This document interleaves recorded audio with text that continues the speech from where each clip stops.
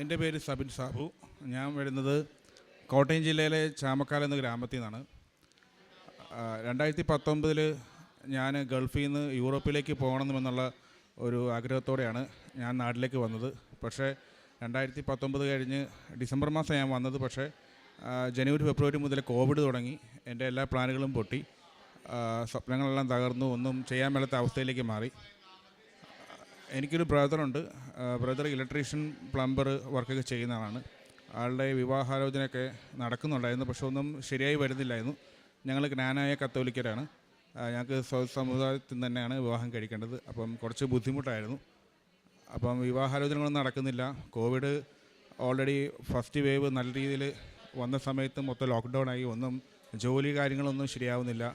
ഈ ഒരവസ്ഥ നിന്ന സമയത്താണ് എൻ്റെ ഒരു കസിൻ പറയുന്നത്, കൃപാസനത്തെക്കുറിച്ച് പറയുന്നത്. എനിക്ക് വലിയ താല്പര്യമൊന്നുമില്ലായിരുന്നു, പക്ഷേ ഞാൻ അവരുടെ നിർബന്ധപ്രകാരമാണ് ഞാൻ ഇവിടെ വന്നത്. ഇവിടെ വന്നതിന് ശേഷം ഞാൻ കംപ്ലീറ്റ് ആയിട്ട് ഒരു ഉടമ്പടി എടുത്തില്ല. ജസ്റ്റ് ക്ലാസ്സിൽ അറ്റൻഡ് ചെയ്തു. ഞാൻ ജസ്റ്റ് അങ്ങോട്ടും ഇങ്ങോട്ടും നടന്നിട്ട് ഞാൻ തിരിച്ചു പോയി. എല്ലാവരോടും പറഞ്ഞു ഉടമ്പടി എത്തുന്നതാണ്. പക്ഷേ തിരിച്ച് വീട്ടിൽ വന്നതിന് ശേഷം മനസ്സിലൊരു ഒരു ഒരു വല്ലാത്തൊരു ബുദ്ധിമുട്ടുണ്ടായിരുന്നു. കംപ്ലീറ്റ് ചെയ്യാമായിരുന്നു, അല്ലെങ്കിൽ നല്ല രീതിയിൽ ഉടമ്പടി എടുക്കാമായിരുന്നു. കാരണം ഞാൻ ഉടമ്പടിയിൽ എഴുതി വച്ചിരുന്ന ആവശ്യങ്ങളൊന്നും ഞാനിവിടെ കൊടുത്തില്ല. ഞാൻ അതുമായിട്ടാണ് വീട്ടിലേക്ക് പോകുന്നത്. അതിനുശേഷം ഒരാഴ്ച കഴിഞ്ഞപ്പോൾ പെട്ടെന്ന് ഞങ്ങളുടെ അടുത്തുള്ള ഒരാൾ പെട്ടെന്ന് ഒരു കല്യാണാലോചനയായിട്ട് വന്നു. അപ്പം ഞാൻ ഉടമ്പടിയിൽ മെയിനായിട്ട് വെച്ച കാര്യം എൻ്റെ ജോലിക്കാര്യവും ചേട്ടൻ്റെ വിവാഹകാര്യമായിരുന്നു. ആൾ ഒരാഴ്ച കഴിഞ്ഞപ്പോൾ എൻ്റെ വീട്ടിൽ വന്നിട്ട് ഇങ്ങനെ ആലോചനയെക്കുറിച്ച് വന്നപ്പം ഞാൻ ആദ്യം ഞെട്ടിപ്പോയി. കാരണം ഞാൻ ചെയ്യാത്ത ഉടമ്പടിയാണ് ഞാൻ ആവശ്യപ്പെട്ടത്, മാതാവ് എനിക്ക് തന്നെന്നുള്ള ഒരു മനസ്സിലൊരു വല്ലാത്തൊരു വേദന തോന്നി. എങ്ങനെയും ഉടമ്പടി കംപ്ലീറ്റ് ചെയ്യണമെന്ന് തോന്നി. അന്നേരം തന്നെ ഞാൻ അടുത്ത തവണ ഒരു ചാൻസ് കിട്ടുമ്പം അറിയാവുന്ന ആളുടെ കൂടെ വന്ന് ഇവിടെ വന്ന് ഉടമ്പടി എടുക്കാൻ തീരുമാനിച്ചു. ഞാനിവിടെ വന്നു. ഉടമ്പടി അന്നാണ് ഞാൻ എടുക്കുന്നത് ആദ്യമായിട്ട്. ഉടമ്പടി വെച്ച മെയിനായിട്ടുള്ള കാര്യം എൻ്റെ ജോലിക്കാര്യം തന്നെയായിരുന്നു. എൻ്റെ ഓൾറെഡി ഞാൻ ഒരു ഏജൻസിയിൽ ഞാൻ എൻ്റെ ഡീറ്റെയിൽസും പണമെല്ലാം കൊടുത്തതാണ്. പക്ഷേ ഈ കോവിഡിൻ്റെ കാരണത്താൽ അത് കാര്യമായിട്ട് നടക്കുന്നില്ലായിരുന്നു. പക്ഷേ അതിൻ്റെ ഇടയ്ക്ക് ആണ് എൻ്റെ ഈ ചേട്ടൻ്റെ കല്യാണാലോചന കാര്യങ്ങളും പെട്ടെന്ന് കയറി വന്നത്.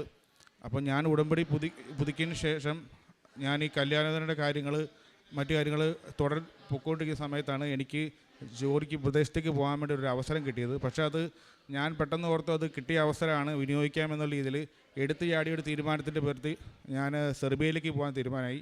ചേട്ടൻ്റെ കല്യാണം കൂടാതെയാണ് ഞാൻ പോകുന്നത്. സെർബിയയിൽ ചെന്നു. അവിടെ ചെന്ന് ഞാൻ ഓണറേബിളായിട്ടാണ് ഈ സെർബിയയിൽ എത്തിയത്. വിസ വേണ്ടായിരുന്നു അന്ന് ഇന്ത്യക്കാർക്ക്. കാരണം സെർബിയയിൽ എത്താനുള്ള ഒരു കാരണം എന്ന് വെച്ചാൽ ക്രൊയേഷ്യക്കാണ് ഞാൻ അപ്ലൈ ചെയ്തത്. ക്രൊയേഷ്യയിലേക്ക് പോകാൻ വേണ്ടി കോവിഡിൻ്റെ സമയമായ കാരണം അന്നേരം ഇന്ത്യയിൽ ക്രൊയേഷ്യൻ എംബസി ഓപ്പൺ അല്ലായിരുന്നു. ഇന്ത്യയിൽ ഇന്ത്യക്കാർക്ക് ഓണറേബിളുള്ള ഏതെങ്കിലും രാജ്യത്ത് പോയിട്ട് അവിടെ നിന്ന് വേണമെങ്കിൽ അപ്ലൈ ചെയ്യാൻ വേണ്ടി. അപ്പോൾ അങ്ങനെയാണ് ഞാൻ പോയത്. സെർബിയയിൽ ചെന്ന് കഴിഞ്ഞു. അവിടെ നിന്ന് 2 ആഴ്ച കഴിഞ്ഞപ്പം ഇത് ക്രൊയേഷ്യയിലേക്ക് അപ്ലൈ ചെയ്യാൻ വേണ്ടി ഞാൻ പോകുന്ന സമയത്താണ് ഇന്ത്യയിൽ ക്രൊയേഷ്യൻ എംബസി ഓപ്പൺ ആക്കുന്നത്. അങ്ങനെ വന്നപ്പോൾ ഏത് സിറ്റിസണാണോ അതേ രാജ്യത്തിനുള്ള അപ്ലൈ ചെയ്യാൻ പറ്റുന്നതെന്ന് പറഞ്ഞു. അത് രജിസ്ട്രേഷൻ ആക്കി. അങ്ങനെ വന്നപ്പം ഫസ്റ്റ് പ്ലാൻ പൊളിഞ്ഞു. ഏജൻറ്റ് പറഞ്ഞു സെക്കൻഡ് പ്ലാനുണ്ട്, കുഴപ്പമില്ല, നമുക്ക് വേറെ പ്ലാനുണ്ട്, നമുക്ക് രാജ്യം കടക്കാമെന്ന് പറഞ്ഞു. പക്ഷേ അന്നേരം ഞങ്ങൾ ഓർത്തു അത്രയും സീരിയസ് ആയിട്ട് എടുത്തില്ല. പക്ഷേ അത് രാജ്യം കടക്കുക തന്നെയായിരുന്നു ചെയ്യേണ്ടത്. അവർ പറഞ്ഞു അധികം നടക്കാനൊന്നുമില്ല, ബസ്സിൽ പോയാൽ മതി, അവിടെ നമ്മുടെ ആൾക്കാരുണ്ട് എന്നൊക്കെയാണ് പറഞ്ഞത്. പക്ഷേ 74 കിലോമീറ്റർ നടക്കാനുണ്ടായിരുന്നു. CIA സിനിമ നിങ്ങളെല്ലാം കണ്ടു കാണുമല്ലോ, ഏകദേശം ആ ഒരു അനുഭവം തന്നെയായിരുന്നു. അതിലും 2 ഇരട്ടിയായിരുന്നു എനിക്കുണ്ടായ അനുഭവങ്ങൾ. ഒരുപാട് ദുരനുഭവങ്ങളുണ്ടായി. ഒരുപാട് അടി കൊണ്ടേണ്ടി വന്നു. ദേഹോദരങ്ങളൊക്കെ ഒരുപാട് ഏൽക്കേണ്ടി വന്നു. പക്ഷേ ആ സമയത്തെല്ലാം എനിക്ക് ആപ്പാട് എൻ്റെ കയ്യിലുണ്ടായിരുന്ന ക്യാഷ് രൂപ മാത്രമാണ്. കാരണം ഞാൻ സെർബിയയിൽ എത്തിയപ്പം ഞാൻ ഇവിടുന്ന് കൊണ്ടുപോയ ഉടമ്പടി തൈലവും എൻ്റെ ഒപ്പും മറ്റു കാര്യങ്ങളെല്ലാം എയർപോർട്ടിൽ നിന്ന് എടുത്ത് കളഞ്ഞിരുന്നു. എൻ്റെ കയ്യിൽ ആപ്പാടെ ഉണ്ടായിരുന്നത് മാതാവിൻ്റെ കാശുരൂപം മാത്രമായിരുന്നു. അത് മാത്രം ഞാൻ കീപ്പ് ചെയ്തു. അത് മാത്രം എൻ്റെ കയ്യിലുള്ളൂ, ആപ്പാടെ ഉള്ളൂ എന്നുള്ളൊരു വിശ്വാസം എനിക്കുണ്ടായിരുന്നു. ഞാൻ അവിടെ വെച്ച് എനിക്ക് ഒരാളുമായിട്ട് മത്സരം ഉണ്ടാകുന്ന സമയത്ത്, ഒരു സംഘടന ഉണ്ടാകുന്ന സമയത്ത് അയാൾ എൻ്റെ ജാക്കറ്റ് വിളിച്ചപ്പോൾ ഈ ഉടമ്പടി എൻ്റെ ഈ കാശുരൂപവും എൻ്റെ കൊന്തയും കണ്ടിട്ട് അയാൾ ചോദിച്ചു, ആൾ ക്രിസ്ത്യനാണെന്ന് ചോദിച്ചു. ഞാൻ അതേന്ന് പറഞ്ഞു. അന്നേരം തൊട്ട് പിന്നെ അയാൾ എന്നെ ഉപദ്രവിച്ചിട്ടില്ല. അപ്പോൾ അതെനിക്കൊരു വല്ലാത്ത അനുഭവമായിരുന്നു. പിന്നെ ഈ പറഞ്ഞ 74 കിലോമീറ്ററും നടക്കുകയല്ലായിരുന്നു, ഓടുകയൊക്കെ തന്നെയായിരുന്നു. അപ്പം അന്നേരമൊക്കെ ഞാൻ തളർന്ന് വീടേണ്ട ഒരു അവസരം ഉണ്ടായ സമയത്തും എനിക്കെന്നും അന്നേരം എനിക്ക് ശക്തിയായിട്ട് എൻ്റെ കൂടെ ഉണ്ടായിരുന്നത് ഈ കാശുരൂപം തന്നെയാണ്. ഈ കാശുരൂപത്തെ മുറുകെ പിടിച്ചാണ് എങ്ങനെയും ഇതൊന്ന് കഴിഞ്ഞ് കിട്ടിയാൽ മതി എന്നുള്ള രീതിയിൽ തന്നെയാണ് ഞാൻ അതിലേക്ക് നടന്നത്. -3 ഡിഗ്രി ആയിരുന്നു തണുപ്പ്, അതോടൊപ്പം തന്നെ മഴയുണ്ടായിരുന്നു. ഈ സമയത്തെല്ലാം എങ്ങനെയാണ് ഞാൻ സർവൈവ് ചെയ്യുന്നത് എനിക്കിപ്പോഴും ഓർക്കാൻ പോലും പറ്റത്തില്ല. പക്ഷേ എങ്ങനെയോ ഞാൻ സർവൈവ് ചെയ്തു. ബോസ്നിയ എന്ന് പറഞ്ഞ രാജ്യത്തെത്തി. ബോസ്നിയ എന്ന രാജ്യത്ത് അവിടെ നമുക്കായിട്ട് റെഫ്യൂജികളെ വെൽക്കം ചെയ്യുന്ന രാജ്യമായിരുന്നു. ഞാൻ ഓൾറെഡി ഈ അതിർത്തി കടന്നപ്പോൾ ഞാൻ റെഫ്യൂജി ആയി കഴിഞ്ഞാൽ പിന്നെ നമുക്ക് പാസ്പോർട്ടോ രാജ്യമോ ഒന്നുമില്ല. നമ്മളവിടെ ഇന്ത്യക്കാരനെന്ന് പറയത്തില്ല, കാരണം ഇന്ത്യക്കാർ ഒരിക്കലും റെഫ്യൂജികളല്ല. അപ്പോൾ നമ്മളവിടെ ആരെങ്കിലും പട്ടാളമോ അല്ലെങ്കിൽ പോലീസോ ആരെങ്കിലും നമ്മൾ ക്യാച്ച് ചെയ്യുമ്പോൾ നമ്മൾ പറയേണ്ടത് ഒന്നെങ്കിൽ നമ്മൾ ശ്രീലങ്കനോ അല്ലെങ്കിൽ ബംഗ്ലാദേശോ ആണെന്ന് നമ്മൾ പറയുന്നത്. അങ്ങനെ ഞാൻ അവിടുത്തെ ക്യാമ്പിൽ ചെന്ന് ശ്രീലങ്കനാന്ന് പറഞ്ഞുകൊണ്ടാണ് ഞങ്ങളെല്ലാം അവിടെ കയറുന്നത്. അവിടെ കയറി അവിടെ നിന്ന് നമുക്ക് ഫുഡും അക്കോമഡേഷനെല്ലാം അവർ തന്നെ പ്രൊവൈഡ് ചെയ്യുന്നുണ്ടായിരുന്നു. അതൊരു വല്ലാത്തൊരു ഒരു നല്ലൊരു, കാരണം നമുക്ക് ഞാൻ എങ്ങോട്ടാണ് പോകണേ, എവിടെയാണ് ചെന്നത് എനിക്കൊരു പിടിയില്ല. നമ്മുടെ കൂടെ ഗൈഡ് ചെയ്യാൻ വേണ്ടി ഏജൻസി ഒന്നുമില്ല. ഏജൻസി ഒരാളെ ഒപ്പിച്ചെന്ന് മാത്രമാണ് നമുക്ക് ഓർമ്മയുള്ളൂ. ബാക്കിയൊന്നും നമുക്ക് ഇവരുമായിട്ടൊരു കോണ്ടാക്റ്റും ഇല്ല, ഒന്നുമില്ല. കാടിൻ്റെ അകത്തൂടെ തന്നെയായിരുന്നു ഫുള്ള് യാത്രയും.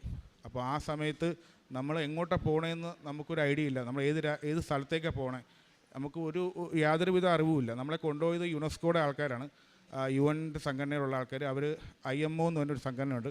അവർ ഇല്ലീഗലായിട്ട് വരുന്ന മൈഗ്രൻ്റായിട്ടുള്ള ആൾക്കാരെ സംരക്ഷിക്കാൻ വേണ്ടി അവർ ക്രിയേറ്റ് ചെയ്യിക്കുന്ന, ആ രാജ്യത്തിന് വേണ്ടി അവർ ക്രിയേറ്റ് ചെയ്യിക്കുന്ന ഒരു സംഘടനയാണ്. അവരാണ് നമ്മളെ സംരക്ഷിച്ചത്. അവർ ഏകദേശം 3 മാസത്തോളം ഞാൻ ആ രാജ്യത്തുണ്ടായിരുന്നു, ബോസ്നിയയിൽ. എനിക്കൊരു വർഷത്തെ അവിടെ നിൽക്കാനുള്ള ഒരു റെഫ്യൂജി കാർഡും തന്നു. പക്ഷേ അതുകൊണ്ട് പ്രത്യേകിച്ച് ഉപകാരമൊന്നുമില്ല. അവിടെ വരുന്നവരെല്ലാവരും തന്നെ ആ രാജ്യത്തു നിന്ന് മറ്റൊരു രാജ്യത്തേക്ക് ചാടാൻ വേണ്ടി മാത്രം വരുന്നവരാണ്, അവിടെ നിൽക്കാൻ വേണ്ടിയല്ല.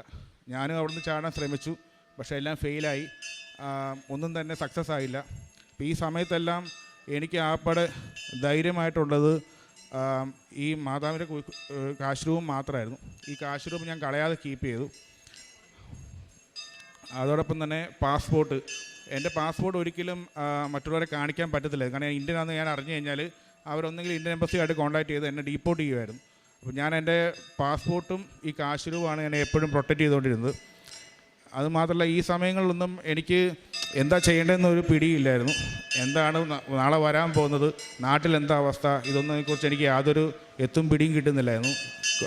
ഏജൻസിനെ വിളിച്ചിട്ട് അവരാരും കോൺടാക്റ്റ് ചെയ്യുന്നില്ല. കൂടെ ഉണ്ടായിരുന്ന ഒരു 240 പേരുണ്ടായിരുന്നു. അതിൻ്റെ അകത്തുനിന്ന് ഒരു 40 പേരാണ് ഞങ്ങൾ ഈ രാജ്യം കടന്നവർ. ഈ രാജ്യം കടന്നവർ 40 പേരിലും എല്ലാവർക്കും അവരുടേതായ എല്ലാവർക്കും മാനസിക പ്രശ്നങ്ങളുണ്ടായി. ചിലർക്കെല്ലാം നല്ല രീതിയിൽ അടിയേറ്റു. അപ്പം പലരും പല മൈൻഡിൽ നിൽക്കുന്നത്. പ്രത്യേകിച്ച് എന്താ ചെയ്യേണ്ടത്, നാളത്തെ ഒരു ഫ്യൂച്ചറിനെ കുറിച്ച് ഒരു പിടിയില്ലാത്ത സമയത്താണ് എനിക്ക് വേറെ ഒരു വഴിയില്ല, ഞാൻ പ്രാർത്ഥിക്കാമെന്ന് മാത്രമുള്ളായിരുന്നു. എൻ്റെ കയ്യിലൊരു വചനപ്പെട്ടി ഉണ്ടായിരുന്നു. ആ വചനപ്പെട്ടി എല്ലാ ദിവസവും എടുത്ത് ഞാൻ അതിൽ വചനം എടുത്ത് വായിക്കും. വേറൊന്നും എനിക്ക് ചെയ്യാനില്ലായിരുന്നു എനിക്കവിടെ. കാരണം ഞാൻ ആരെ കോൺടാക്റ്റ് ചെയ്യണം, ആരോട് സംസാരിക്കണം, എങ്ങോട്ട് പോകണമെന്നും എനിക്കൊരു പിടിയില്ല. ആ സമയത്ത് എൻ്റെ ഫ്രണ്ട്സായിട്ടുള്ളവരും ഞാനിങ്ങനെ വായിക്കുന്നതും പ്രാർത്ഥിക്കുന്നതും കാണാറുണ്ട്. ആദ്യം അവർ കളിയാക്കിയെങ്കിലും പിന്നീട് അവരും എന്നെ സപ്പോർട്ട് ചെയ്ത് അടുത്ത ദിവസം ഞാൻ വെറുതെ ഇരിക്കുമ്പം നീ ഇന്ന് പ്രാർത്ഥിക്കുന്നില്ലേ, നീ ഇന്ന് വചനം എടുത്ത് നോക്കുന്നില്ലേ, ഇങ്ങനെ എന്നോട് ചോദിക്കുമായിരുന്നു. അപ്പം ഞാൻ പിന്നെ അവർക്കും ഇതെടുത്ത് കൊടുക്കും. അവർക്ക് ഇത് കൊടുക്കുമ്പോൾ ചെറിയൊരു പോസിറ്റീവ് എനർജി കിട്ടുന്നുണ്ടായിരുന്നു. ഞങ്ങളെടുക്കുന്ന എല്ലാ വചനവും ഞങ്ങൾക്ക് എപ്പോഴും ഒരു പോസിറ്റീവായിട്ടുള്ളൊരു എനർജി തന്നോട്ടുന്നത്. നാളെ വേറെ രാജ്യത്തേക്ക് ചാടാൻ പോകുമ്പോഴും ഞങ്ങൾക്ക് എപ്പോഴും ഈ വചനം അല്ലെങ്കിൽ ഈ കാശുരൂപം കയ്യിലുള്ളത് അല്ലെങ്കിൽ കൊന്ത കയ്യിലുള്ളത്, എൻ്റെ കയ്യിൽ കൊന്തയുണ്ടായിരുന്നു 2-3 എണ്ണം. അതെല്ലാം ഐന്ദൂരായിട്ടുള്ള എൻ്റെ ഫ്രണ്ട്സിനൊക്കെ കൊടുത്തു. ആ ഫ്രണ്ട്സ് കൊടുത്തവരെല്ലാവരും പിന്നീട് ട്രൈ ചെയ്തപ്പം അവർക്കെല്ലാം മറ്റു രാജ്യങ്ങളിൽ ചാടാനും വേറെ കുഴപ്പമില്ലാതെ രക്ഷപ്പെടാനും സാധിച്ചു. അപ്പം അതുകൊണ്ട് തന്നെ എല്ലാവർക്കും വിശ്വാസമായിരുന്നു ഈ കൊന്തയിലും എൻ്റെ പ്രാർത്ഥനയിലും.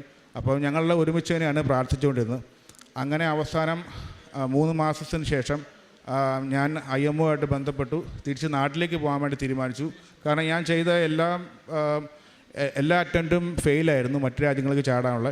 അവസാനം ലീഗലായിട്ട് തന്നെ എങ്ങോട്ടെങ്കിലും യൂറോപ്പിലേക്ക് ചാടാൻ വേണ്ടി ഞാൻ തീരുമാനിച്ചു. അപ്പം ആ സമയത്ത് ഏജൻസി നമ്മളുമായിട്ട് ബന്ധപ്പെട്ടു.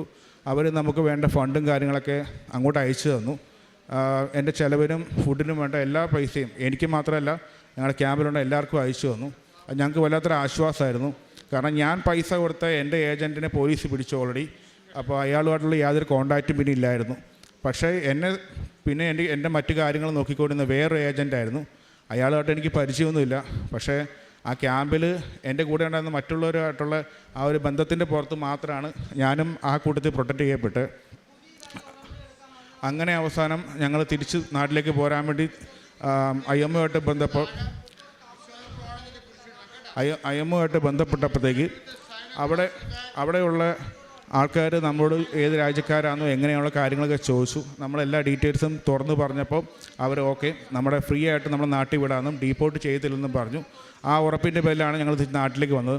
തിരിച്ച് നാട്ടിൽ വന്നപ്പോൾ അവരൊരു ഓഫർ നമുക്ക് തന്നു. അതായത് തിരിച്ച് നാട്ടിൽ വരുന്നവർക്ക് നാട്ടിൽ വന്ന് എന്തെങ്കിലും പുതുതായിട്ട് എന്തെങ്കിലും സംരംഭങ്ങൾ തുടങ്ങാനുള്ള പൈസ അവർ റേസ് ചെയ്ത് തരാമെന്ന് പറഞ്ഞു. അങ്ങനെ എനിക്ക് 1.5 ലക്ഷം രൂപയും തന്നു. കാരണം ഞാൻ നാട്ടിലേക്ക് വരുമ്പം ഓൾറെഡി 3-4 ലക്ഷം രൂപ മുടക്കിയാണ് പോയത്. വെറും കൈയോടെ തിരിച്ചു വരും എന്നുള്ള തോന്നൽ എനിക്കുണ്ടായിരുന്നു. പക്ഷേ 1.5 ലക്ഷം രൂപ എനിക്ക് അങ്ങനെ കിട്ടുകയും ചെയ്തു. അതോടൊപ്പം തന്നെ ഫ്രീ ആയിട്ട് ഡീപ്പോർട്ട് ചെയ്യാതെയും ഞാൻ നാട്ടിൽ വരാൻ സാധിച്ചു. എനിക്ക് വന്ന പാടെ നേരെ ഏജൻറ്റിൻ്റെ വീട്ടിൽ പോയി കിടക്കുമായിരുന്നു. അവിടെ അവർ തന്നെയായിരുന്നു നമ്മളെ മൊത്തം നോക്കിയത്. അതിനുശേഷം 3-4 മാസത്തേക്ക് അനക്കമൊന്നുമില്ലായിരുന്നു. പിന്നീട് ആ സമയത്തായപ്പം ഞാനപ്പം ഉടമ്പടി പുതുക്കേണ്ട സമയം ഓൾറെഡി കഴിഞ്ഞിരുന്നു. ഞാനപ്പോൾ തിരിച്ച് നാട്ടിൽ വന്ന് ഉടമ്പടി കൊടുക്കണം എന്നുള്ളൊരു മനസ്സിൽ തോന്നിയിട്ട് ഞാൻ നാട്ടിൽ വന്ന് ഉടമ്പടി ഇവിടെ പുതുക്കി. ഓരോ ഉടമ്പടി പുതുക്കി കഴിയുമ്പോഴും എനിക്കൊരു പ്രതീക്ഷ കൂടുമായിരുന്നു. പക്ഷേ ഞാൻ തിരിച്ചു വന്നതിന് ശേഷം ഞാൻ പോയ രാജ്യം ഷെങ്കൻ സോണിൽ ചെന്നു. അങ്ങനെ വന്ന കാരണം അവിടെ തിരിച്ചു വരാതിരുന്ന മറ്റാൾക്കാരെല്ലാം മറ്റ് രാജ്യങ്ങളിലേക്ക് കടക്കുകയും അവരെ രക്ഷപ്പെടുകയും ചെയ്തു. ഞാനപ്പോൾ ഞാൻ ചിന്തിച്ചു, ഞാൻ ചെയ്ത തീരുമാനം തെറ്റായി പോയോ എന്ന് ഞാൻ ചിന്തിച്ചു. പക്ഷേ അത് ശരിയാന്നുള്ള രീതിയിൽ അവർ ഞങ്ങളുടെ പരിപാടി ബാക്കിയെല്ലാം ചെയ്തു തരാമെന്ന് അവർ ഉറപ്പ് തന്നു. അതിൻ്റെ പേരിൽ ഞാൻ തിരിച്ച് ഇവിടെ നിന്ന് ഉടമ്പടിയിൽ ബാക്കി എല്ലാ കാര്യങ്ങളും കംപ്ലീറ്റ് ചെയ്തു. പക്ഷേ ഞാൻ പൂർണ്ണമായിട്ട് ഉടമ്പടി ചെയ്യുന്ന ഒരാളല്ലായിരുന്നു. എനിക്ക് ഒരുപാട് ദുശീലങ്ങളും എല്ലാം ഉണ്ടായിരുന്നു. അത് അതേപടി തന്നെ നീണ്ടു പൊയ്ക്കൊണ്ടിരിക്കുകയായിരുന്നു.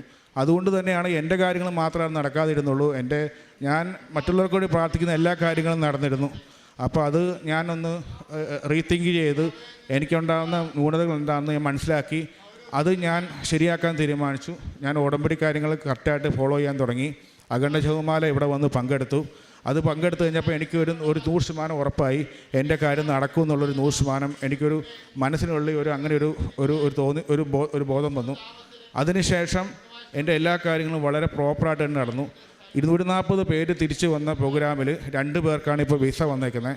ആ 2 പേരിൽ ഒരാൾ ഞാനാണ്. ഞാൻ പ്രത്യേകിച്ച് പണം കൊടുക്കുകയോ ഒന്നും ചെയ്തിട്ടില്ല. അവർക്ക് ഉണ്ടായ അതേ അനുഭവം തന്നെ എനിക്കും ഉണ്ടായത്. ഒരു വ്യത്യാസം എന്ന് വെച്ചാൽ ഞാനിവിടെ ഉടമ്പടി എടുത്തു എന്നുള്ള ഒറ്റ കാര്യം മാത്രമാണ്. ഇപ്പം എന്താണെന്നോ എൻ്റെ വിസ വന്നു, ടിക്കറ്റും റെഡിയായി, ഞാൻ പോകാൻ റെഡിയായിട്ട് നിൽക്കുവാണ്. അടുത്ത സെപ്റ്റംബർ 11 ഞാൻ ഫ്ലൈ ചെയ്യുന്നതാണ്.